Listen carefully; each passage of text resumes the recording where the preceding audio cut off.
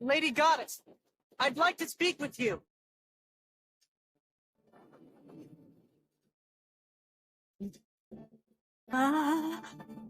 What the?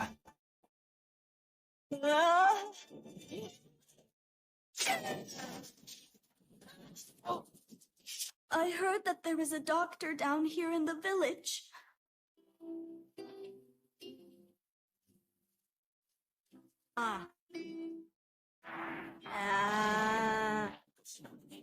Doctor! Please be careful up there! I'm okay, Safi. I'm sorry about that. You can go ahead and close your mouth. It looks like you have a cold. And a fever as well. Well, I'll prepare some medicine for you. Oh, oops. Just in case, we should probably make sure she doesn't get a cold again.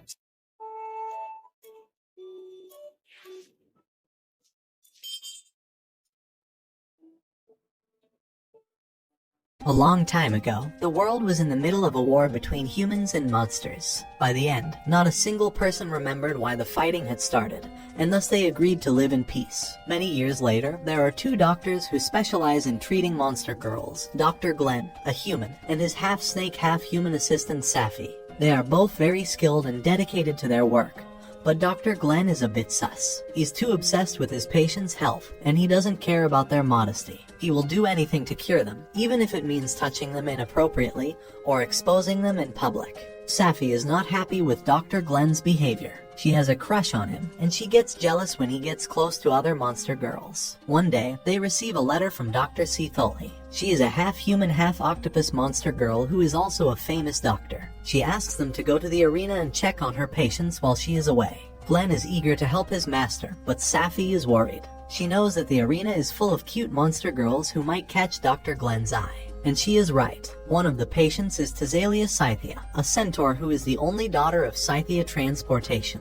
Glenn examines Thazalia and finds out that she is actually completely healthy and fine. He tells her to go and moves on to his other patients. But at the end of the day, as they are about to leave, Glenn is stopped by two of Thazalia's attendants, Kay and Lorna. They are worried and they tell him that something must be wrong with Thazalia, because she has been losing every match in the arena for the last month. They say that she is very talented and hard-working, so it doesn't make sense for her to lose so much. Glenn, however, is confident in his diagnosis and says that Thazalia is okay. But to make sure, he decides to watch one of her matches. The girl loses again, this time to a cat girl, and Glenn finally sees what the problem is. That night, as Thazalia is training for the next match, Glenn and the two attendants confront her and capture her. Safi holds down the centaur princess in a very awkward and indecent way. Glenn put some iron hooves on Thazalia's feet. She had been too proud of her royal blood and had refused to wear iron hooves, which is why she was losing her balance in her matches. Thazalia is mad at them for stepping in. But the next day, she wins a match in the arena after losing 10 times in a row. We're then taken to a flashback during the war. Safi was taken as a hostage by Glenn's family, so that her family wouldn't betray the humans. During that time, they became close friends, until the war ended and she went back to her home. Many years later, they met again at the same medical school and became friends again. Next, Glenn and Safi go shopping on the Marrow Waterways, a city built by the dragon Lady Scatty. Safi is happy that they are shopping together because she can seduce Glenn. However, the boy just sees this as a quick trip to get some supplies. As they reach their destination, a mermaid lady calls them a cute couple and invites them to her place. Safi becomes overwhelmed and drags Glenn to the mermaid. The mermaid, Lulala, is a singer who sings for lovers and money, especially lovers. Glenn senses something fishy and asks for a song, but he only pays her 2 copper coins instead of 3. He offers her a free checkup as the 3rd coin. As he expected, the girl can't finish the song and starts coughing. It turns out that she has a disease. Glenn examines her and sees blisters in her mouth. He then checks her gills with his bare hands instead of using tools because, why not? Glenn discovers that Lulala spent way too much time out of water, which caused her gills to inflame and her voice to suffer. Lulala tells them that she had to work 12 hours a day because her father left her family and she had no money. Suddenly, a young boy falls into the river and interrupts their conversation. Lulala jumps in to save him, but she is completely exhausted when she gets out. As the doctors perform CPR on the boy, Lulala falls into the water again. But this time, the mermaid starts drowning in the water. Glenn sees this and dives in to save Lulala. He performs mouth-on-mouth to force air into her lungs, which makes her gills work again. Safi uses her long tail to drag them out of the water, therefore saving both of them. A few days later, Lulala turns out to be completely okay. She found a new job at the City Hall in Marrow Waterways, where she sings every day and earns enough money for her family. After all the necessary touching that Glenn had performed, Lulala formed a crush on him. Meanwhile, in Marrow Waterways, a woman is on a mission to catch some crooks in the city. She runs after them like a madwoman, but she gets caught in a trap. The next day, Glenn and Safi are busy healing a slime girl who is literally too hot to handle. They get a visit from Lady Scatty and her bodyguard Kunai. Scatty is a dragon-human hybrid and Kunai is a human golem made of spare human parts. So she's basically the Wish.com version of Frankenstein. Since Scatty has a voice like a whisper, Kunai does all the talking for her. She tells them that she lost an arm in a fight last night and she wants them to find it and stitch it back on. Scatty drags her away, but Kunai doesn't want Glenn's help. She has a bad history with doctors who messed her up more than they fixed her. She hates doctors with a passion, except for Safi, who she thinks is cool. She tells Glenn to buzz off and says she'll find her arm by herself. She goes back to the streets and sees the same crooks who took her arm.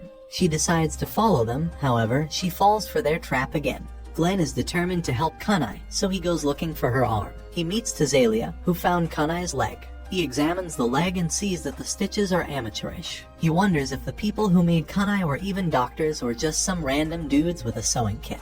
He goes deeper into the city and meets Lulala, who has Kunai's arm. She gives him the arm and tells him that he can use the limbs to track down Kunai's location. Meanwhile, Kunai crawls to a wall and curses her luck. She's missing an arm and a leg, but that's not the worst part. She can still hear the voices of all the people whose body parts were used to make her, so she's basically a human radio. Glenn finds her and offers to help her, but she tells him to go away. He ignores her, puts on his glasses and goes full doctor mode. He fixes her arm and leg and connects all the blood vessels properly. He tells her that this might stop the voices in her head, since she'll feel more connected to her body parts. He also makes her feel some other things, if you know what I mean. She thanks him, even though she still hates doctors. The girl thinks Glenn is different from the rest. Back at the clinic, Safi gets a harpy egg from one of her mates. She tries to prank Glenn and tells him that she's pregnant, but he's not fooled since he knows that snakes lay eggs. Safi shows him the abandoned harpy egg, which her friend found on the street. Glenn checks the egg and sees that it's not fertilized, so it's just a big omelet waiting to happen. Outside, some bandits show up and attack the clinic from the front door. The bandits are all human, so Safi beats them up just as easily as she beats Glenn. What do you mean by that? More bandits show up, so the doctors run outside and meet Kunai. She tells them that the bandits are slavers who kidnap harpies and force them to lay eggs, which they sell to the highest bidders on the black market. The doctors ask for help from the city council, but they're all busy with their own mission to stop the slavers, so the two are forced to join Kunai on the mission. Scatty and Lulala join them as well. Out of nowhere, they get attacked by archers, but Tessalia saves them with her horse powers. Kunai and Tessalia fight the bandits outside, while the doctors go inside with Scatty. They find the harpies that were captured by the bandits. They're all okay, except for one harpy who has a stuck egg and is in severe pain. Glenn gets to work and tries to help the harpy deliver the egg safely. Safi fights the bandits and remembers her past. Her own family wanted her to spy on Glenn's family and also kill the family if the deal with the humans went bad. The egg comes out just fine, but Safi gets stabbed by a poison knife. She falls asleep in the middle of the fight. She wakes up soon though because the slavers used weak poison. Glenn tells her that the slavers were caught and the harpy laid her egg safely. Knowing that everything worked out, Safi decides to tell Glenn the truth about her past, but he says he already knew everything. His family did some digging on her when she came to their place. They knew she was there to kill them, but Glenn still wanted to be her friend. Safi is so happy that she uses her tail to tie his arms and legs together, which puts him in a suspicious position. But before she can do anything sus, she falls asleep again. The following day, the two doctors go to the Harpy village to help the locals there. Tessalia pulls their carriage through the mountains when suddenly a rock slide happens. Kay and Lorna save Tessalia from being harmed, but Kay gets hurt and can't walk anymore. Some male harpies show up and fly Kay to their village like some real chats. The rest of the group follows them. Glenn finally examines Kay's wound at the village and discovers it's just a mild sprain that needs some rest to heal. But Glenn has no time to relax as he has to help many villagers with various problems at the makeshift clinic. After a long day of work, Glenn steps outside for a breath of fresh air and runs into Lorna, who looks lost. She explains that she came with Thasalia, but her mistress is busy with the Harpies, trying to hire them to become the FedEx of the sky. Kay's injury has made Lorna very anxious, and she almost messed up Thasalia's deal. Thasalia notices Lorna's anxiety and asks Glenn to check on her. Glenn is puzzled as Lorna has no physical symptoms, but rather a mental issue. Safi suggests that Lorna might have a submissive personality and needs to be restrained to feel calm and secure. Glenn then tries a forbidden and ancient move. He binds and blindfolds Lorna. I think Glenn might have researched the wrong site. To his surprise, Lorna feels much better as she can concentrate on her work. Glenn wonders if Lorna just likes being tied up. Yeah, boy. As a reward, Kay and Lorna offer to please Glenn together. They tell him that their mistress wants to marry him and that they would also belong to him if she did so. They ignore all limits and try to persuade Glenn to finish the deed with them. But Glenn overcomes his demons and firmly rejects them. I see that Glenn still hasn't gotten over Maggie. Kay and Lorna still hope that Glenn will become their master someday. The group go to see Illy, the harpy who had been Glenn's patient when they were captured by the bandits. Illy had avoided Glenn's treatment and his makeshift clinic, so he decided to visit her at her home. Illy has lost her ability to fly after the bandit incident, which has shattered her self-esteem. Glenn examines her again and uses his sixth sense to take her temperature and pulse with his bare hands. I wonder what those hands can do. He discovers that Illy isn't sick at all. She was just losing her feathers so that she could grow new ones. Illy is furious with Glenn's diagnosis. She refuses to believe that her flightlessness was caused by some missing feathers. She runs out of the house in a rage. Thessalia follows her and finds out that Illy wanted to be a gladiator like her and fight in the arena. Illy challenges Thessalia to a duel, but she is no match for the seasoned fighter. Thessalia grabbed one of Illy's feathers during the fight, which she gives to Glenn. Glenn realizes what the problem is and collects all of Illy's fallen feathers around the town and rushes to find her. Glenn tells Illy that she is molting, but not in a normal way. Illy has phoenix blood in her veins, so she is replacing her old feathers with new ones that have phoenix properties. A few days later, Illy proves Glenn right by flying with her new rainbow wings. Glenn touches one of her feathers and feels its heat. He wonders how much of a phoenix Illy really is. Glenn and Safi also give the harpies some tips on how to care for their wings and claws. When they are about to leave, some harpies come in soaked and covered in a white, creamy, and tasty liquid. It turns out to be spider silk, and it is everywhere in the forest. While exploring, they meet Arania, a spider woman who is a famous dressmaker and Safi's best friend. Arania says she wants to catch Illy and see her rainbow wings, but when she hears that there are many harpies in the village, she is overjoyed and follows Glenn and Safi there. In the village, Arania meets Illy and begs her to let her touch her feathers. She says that she just wants to stroke her feathers. Just one little stroke or perhaps a small squeeze, nothing more. Next day, the girls go to the hot springs because it's good for Safi's health. But at the clinic, Arania sees that Glenn is alone. She seizes the chance and asks him to go for a walk with her. She leads him deep into the forest and traps him in one of her webs. Arania wants to make Glenn her lover so that she can be closer to Safi. Arania starts flirting with Glenn, but Thessalia comes out of nowhere and frees him from the web.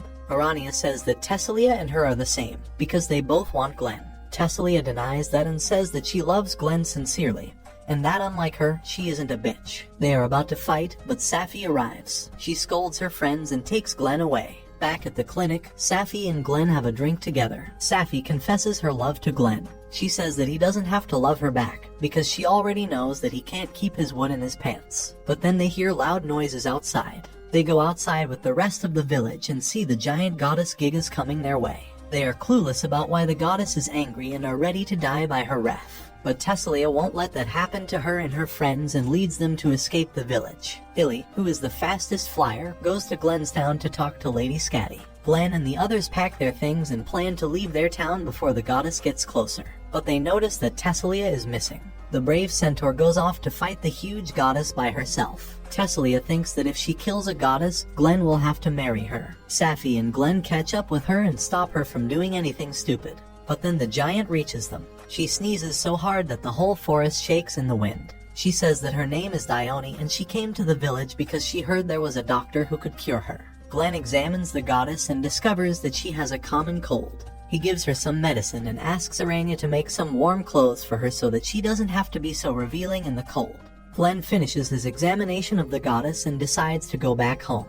He reopens his clinic and meets Tessalia for dinner. Unsurprisingly, Tessalia thinks it's a date and tells him how she wanted to die for him. But then Safi shows up and joins them. Can anyone in the comments please tell me what this guy's secret is? The next day, they all go to the Marrow Waterways for the ceremony. Glenn, however, sees something wrong with Scatty's tail. Scatty is giving her speech, but she suddenly faints in front of everyone. Glenn gives her first aid, after which she is rushed to the hospital. The next morning, Saphantite and Glenn head to Lindworm's Central Hospital to check Lady Scatty's health. Glenn had provided her with first aid, but he is not given access to her medical record as Dr. Catherley is her main physician. They knock on Dr. Catherley's room, and she joyfully wraps her tentacles around Glenn. Saphantite becomes angry, calling Catherley an unprofessional mentor, and Catherley tells her to leave, gently placing Glenn back on the ground. Saphantite comments on Catherley's obsession with younger men despite her old age, and Catherley responds that Saphantite is still as jealous as ever. Glenn asks Catherley about Scatty's true disease, but Catherley can't disclose all the details as Scatty's physician.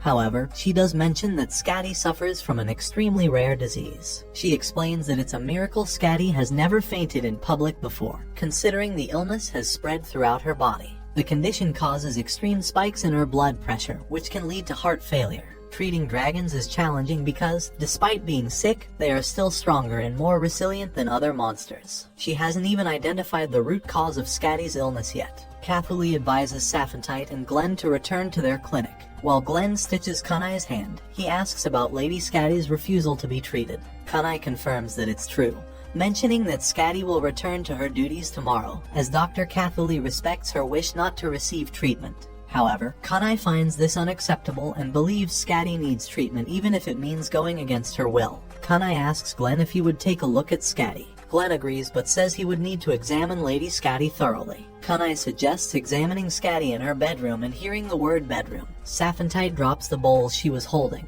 asking if Glenn will have to do some freaky stuff with a dragon. But Glenn reassures her not to worry, explaining that he has examined patients in their homes before. At night, Kunai guides Glenn and Saphantite to Scatty's room, but she informs them that only Glenn will be allowed to enter the bedroom. Kunai has yet to inform Scatty about the examination, but she believes Scatty will accept it. Glenn enters the room, where he finds Scatty looking out of the window. She asks him why he is here, and he explains that he's here to examine her. Scatty allows him to proceed, but she doubts he can cure her. She opens her robe, revealing a blue-colored heart beating from her chest. Scatty explains that it's a cancerous tumor that is attached to most of her veins, resulting in her having 2 hearts. She believes it's her fate as dragons were not meant for Earth. Their ancestors suffered in the war, losing limbs and becoming half-humans like her. The past bloodshed has led to the current generation paying the price for their ancestors' sins, and that's why she refuses treatment. Despite Scatty's beliefs, Glenn is determined to find a medical solution. He begins the examination by touching her scales, realizing they are hard and may prevent a simple needle from accessing her veins. He moves on to her tail, which is of a different color, and Scatty explains that she stores nutrients in it. As Glenn examines her wings, Scatty becomes very emotional, causing her to cry. Hearing that, Kunai rushes into the room to see Scatty in a questionable state on the floor. This angers Saphantite, but Scatty calms them down and announces that she's going to bed. The next morning, Saphantite and Glenn visit Dr. Catherley, seeking her assistance with Lady Scatty's surgery. They propose a plan to disconnect veins from Scatty's tumor heart to her real heart, a complex procedure that requires many skilled hands, and Catherley's tentacles make her the best fit for the task. However, Catherley refuses, calling Glenn naive for thinking the surgery would be that simple. But Glenn, determined to convince Scatty, explains that Catherley wants to save Scatty more than anyone else. This recognition fills Catherley with pride for her students, and she wraps them both in her tentacles. Even if Scatty agrees to the surgery, they will need another skilled doctor to match their speed. Glenn suggests Arania, who may lack medical knowledge but is known for her sewing skills and needlework. They visit Arania's clothing factory, but she initially refuses due to concerns about her brand's reputation if the surgery fails. However, Saphantite convinces her by telling she will get to wear a nurse uniform. At Scatty's room, Kunai tries to convince her to undergo surgery, but Scatty remains firm in her decision, stating that she has accepted her fate. Meanwhile, Glenn visits the medical instruments workshop and meets Meme, a one-eyed monster. He asks her to take him to the boss, and she agrees but faces difficulties with depth perception as she's a cyclops. Along the way, she accidentally tears her clothes and gets shy. Eventually, they reach the boss, and Glenn explains that he needs equipment for a significant surgery by the end of the month. The boss agrees to the task but warns that it will require a considerable amount of time and money. Moreover, he cannot guarantee that they can create needles that can pierce a dragon's scales. Glenn, however, expresses his trust in them. Meme is assigned to make the needles, but she refuses due to the possible consequences if the surgery fails. Eventually, she agrees, seeing that Glenn truly believes in her. Back at the clinic, Arania stitches up Kunai, but she asks Saphantite for some booze, feeling tired from work. However, Saphantite refuses to give her any booze until the surgery is done. Kunai explains that she tried to convince Scatty to undergo the surgery, but Scatty believes it's time for her to kick the bucket. Scatty hated the war between dragons and humans and felt her purpose was to build a city where monsters and humans could live together. With Lindworm's growth, she thinks her mission has been fulfilled. Glenn offers to accompany Kunai next time they talk to Scatty, but Arania suggests a different approach. Instead of repeating the same words, they need to find a new way to convince her. Later, Dr. Catholi and Glenn visit the workshop to see the prototype for the surgical instruments, and Catholi approves of them. However, the needles are unfinished, but the boss wants Meme to work on them without interference. Glenn thinks about his first major surgery and admires Catholi for being an excellent teacher despite being very harsh on her students. Meme works day and night tirelessly at the shop, determined to create the perfect tool for Scatty's surgery. One day, Illy urgently notifies Glenn that Meme has collapsed at the workshop. Glenn rushes to the workshop and suspects Meme might have a heat stroke.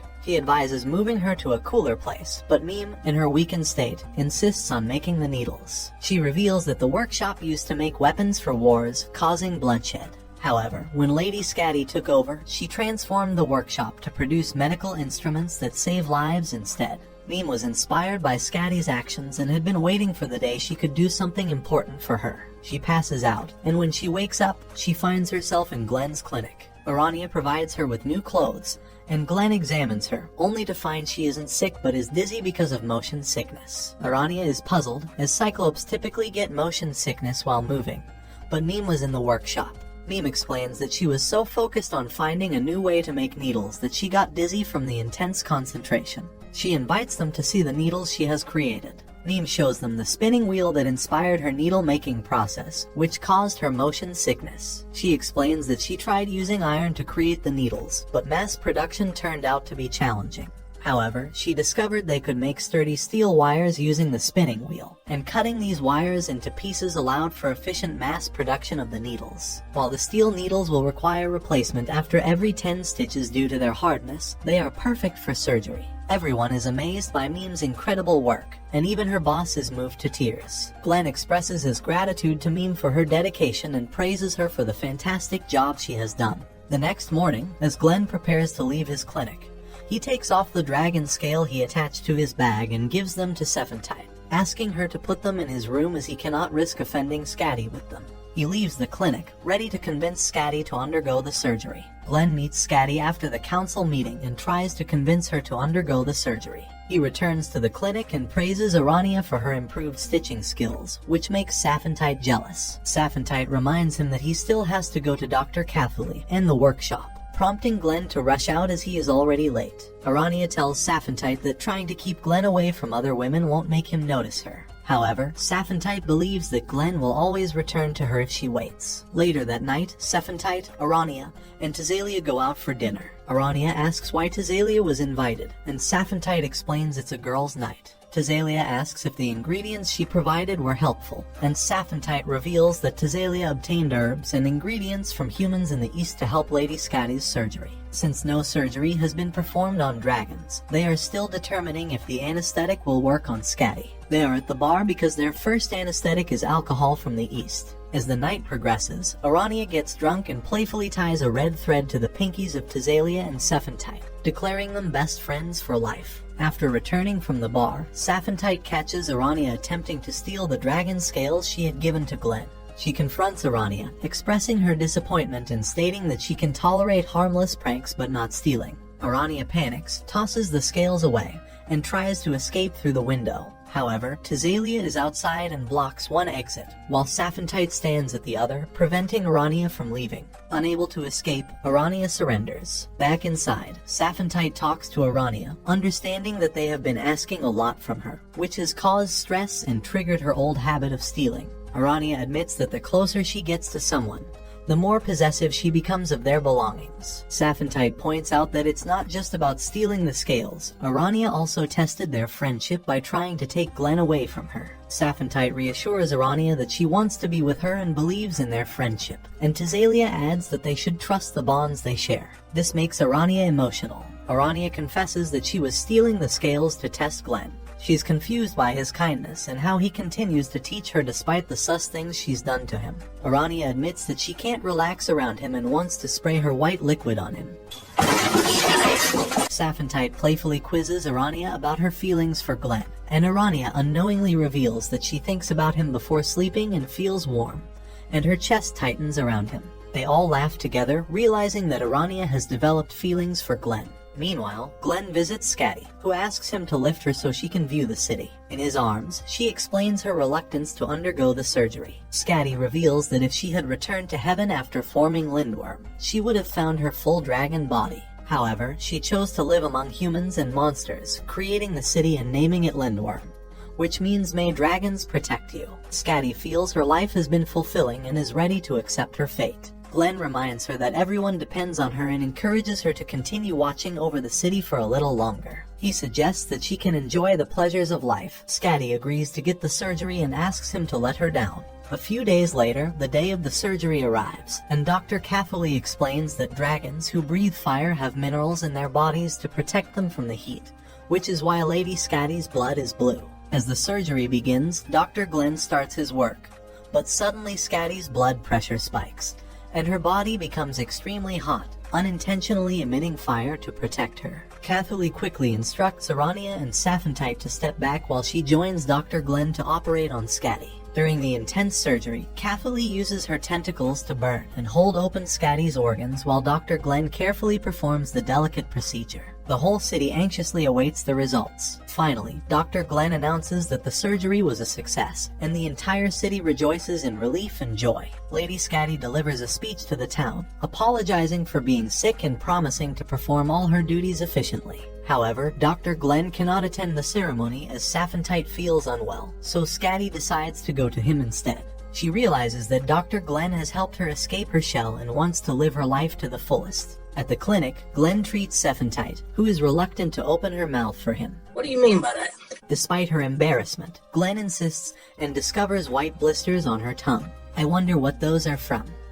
Feeling giddy with the examination, Saphantite hides under the blankets, and Glenn excuses himself to leave the room and tells Saphantite to rest. Outside, walking to his patient's house, Glenn finds Scatty's broken carriage. Scatty hugs him upon seeing him and expresses happiness that she doesn't have to visit the clinic to find him now. She cheerfully invites Glenn to play with her and her toys, but he declines as he has a patient to attend to. Scatty flirts with Glenn, but he turns her down, and seeing all this makes Kanai jealous. While waiting for the carriage to be fixed, Meme arrives on site and fixes it. She says that her father used to make carriages, so she knows about fixing them. Scatty thanks Meme for fixing the carriage and making the needles that saved her life during the surgery. In gratitude, Scatty gives Glenn and Meme wine barrels as tokens of thanks. Glenn, needing to attend to the patient, leaves the barrels in Meme's care. At the clinic, Arania helps Saphantite change clothes, even though Saphantite is already feeling better. They prepare dinner together and compete on who would be a better cook for Glenn.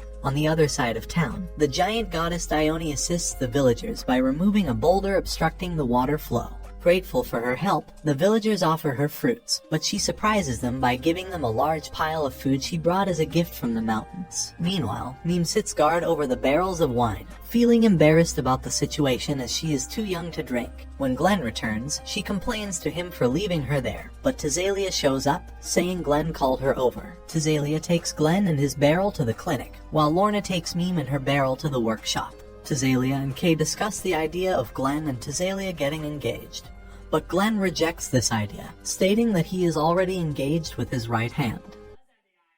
Are you sure about that? At the clinic, Saphantite becomes worried as Glenn hasn't returned on time. Urania adds to her anxieties by suggesting he might be having a good time with Lulala or Catholi. Saphantite defends Glenn, telling Urania not to think lowly of him. Just then, Illy knocks on the window and delivers food for Glenn, sent by the giant goddess. Illy decides to sit and wait for Glenn to come back. When Glenn finally arrives, all the ladies in the clinic swarm around him. He opens the door, revealing numerous gifts and food left outside by grateful people he encountered on his way back. More people arrive with food to share with Glenn, and they become a larger group. Kanai and others help prepare a feast using the food and drinks, and everyone enjoys the meal together. The girls become a bit jealous as Glenn thanks Scatty for the evening. Scatty, who is usually reserved, thanks Glenn, saying it's the first time she's interacted with so many humans and stepped out of her shell. However, Saphantite suddenly wraps Scatty up with her tail and pulls her towards herself, scolding Glenn for being late when she was sick and bringing everyone along when he finally returned, wanting some private time with him. Still, Tazalia intervenes to separate them, and the girls playfully fight over